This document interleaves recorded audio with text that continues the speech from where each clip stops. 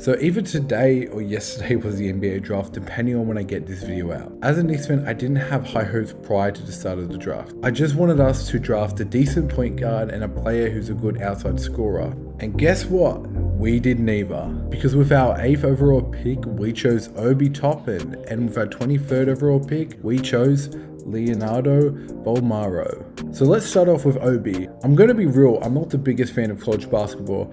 I live in Australia and it's already hard enough to keep up with the NBA. But from everything I've read, Obi is an athletic finisher who possesses a well-balanced offensive game, but is undersized for an NBA forward and doesn't possess much of a shooting touch to make up for it. Obi Toppin is pretty much a warm-up Zion Williamson, so basically a better Julius Randle. Obi's weaknesses are pretty much all defensively. Obi is quite slow laterally on defense, Obi is an average to poor rebounder, and Obi's size sometimes makes him a liability on defense. So pretty much Obi is neither a massive upgrade or a downgrade, he's pretty much just there.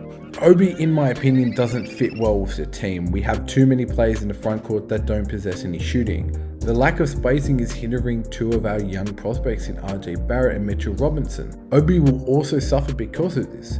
Obi did shoot almost 40% from 3 last year, but only on 2.5 shots a game. But let's move on to Leonardo Bonamaro, who is pretty much a complete wildcard. Bonamaro, who played for Barcelona in the EuroLeague, wasn't like most young, exciting European prospects. Bonamaro spent much of his time in Spain, going from the Barcelona first team, which competed in the EuroLeague, and their second team, which competed in a much lower division of Spanish basketball. Bonamaro, who is a 6'7" shooting guard / point guard who possesses natural playmaking and ball handling skills, could be a really good player in the NBA. Bonamaro is a crafty scorer, he possesses a solid mid-range game and floater game, and can use his frame to finish at the rim. The main problem with Bonamaro is that he isn't a good 3-point shooter. He's shot 30% from 3-point range in his career. Bonamaro, while he is a good ball handler, can sometimes struggle to beat his man due to his lack of athleticism. This problem would only become more apparent when he versus the more physically strong defenders in the NBA. Overall, the Knicks didn't fix their 2 major problem areas in this draft. I can only think the reason we didn't pick up a point guard in this draft is because we are planning to pick up one this offseason. Whether that's Fred VanVleet or Russell Westbrook, we will wait and see.